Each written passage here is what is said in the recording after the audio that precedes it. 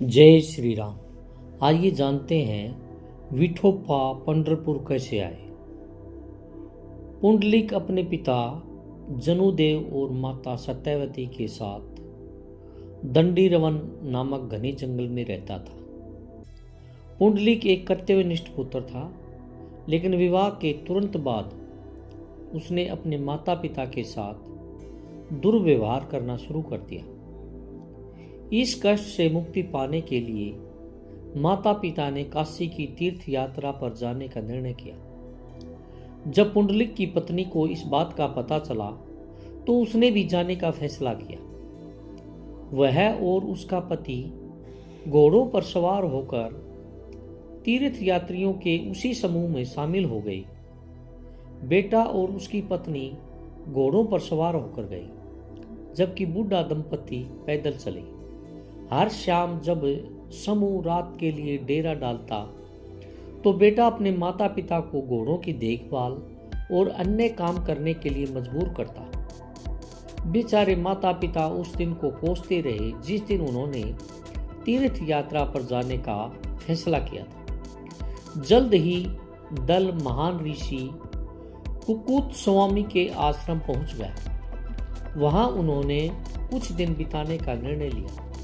सभी थके हुए थे और जल्दी ही सो गए, सिवाय पुंडलिक के, जिसे नींद नहीं आ रही थी। भोर होने के ठीक पहले उसने देखा कि गंदे कपड़ों में लिपटी सुंदर युवतियों का एक समूह आश्रम में प्रवेश करता है, फर्श साफ करता है, पानी लाता है और स्वामी के कपड़े धोता है। जब वे बाहर निकली तो उनके कपड़े एकदम साफ थे। वे पुंडलिक के पास से गुजरी और गायब हो गई।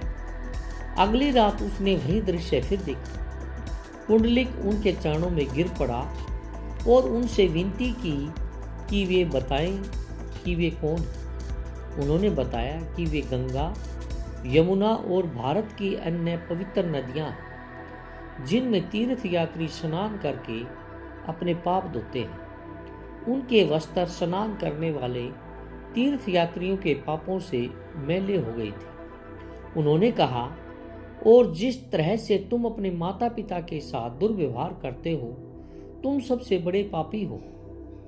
इससे उनमें पूर्ण परिवर्तन आया और वे सबसे समर्पित पुत्र बन गए।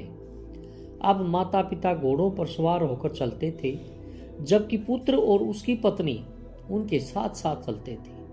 अपने प्रेम और स्नेह से पुत्र और उसकी पत्नी ने माता पिता को तीर्थ यात्रा छोड़कर दांडीरवन लौटने के लिए प्रेरित किया। पुंडलिक की भक्ति से प्रसन्न होकर भगवान विष्णु ने उसे आशीर्वाद देने का निश्चय किया। इसलिए विष्णु श्री कृष्ण के रूप में रुक्मिणी के साथ पुंडलिक के घर आए। लेकिन उस समय पुंडलिक अपने माता पिता की देखभाल में व्यस्त थे। यद्यपि उन्हें पता था कि श्री कृष्ण उनसे मिलने आए, फिर भी उन्होंने अपने माता पिता के प्रति अपना कर्तव्य पूरा करने के पहले भगवान को प्रणाम करने से इनकार कर दिया। हालांकि उन्होंने श्री कृष्ण के खड़े होने के लिए बाहर एक ईंट फेंक दी।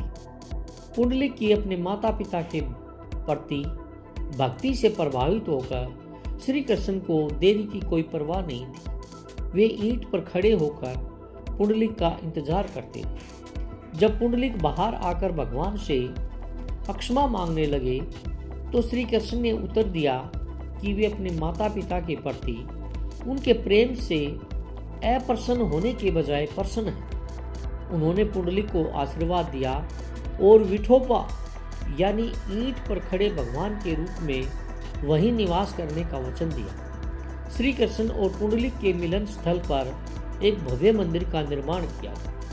अगर आपको यह पुंडलिक से संबंधित कहानी अच्छी लगी हो तो प्लीज़ लाइक, सब्सक्राइब एवं कमेंट जरूर करिएगा। जय श्री राम।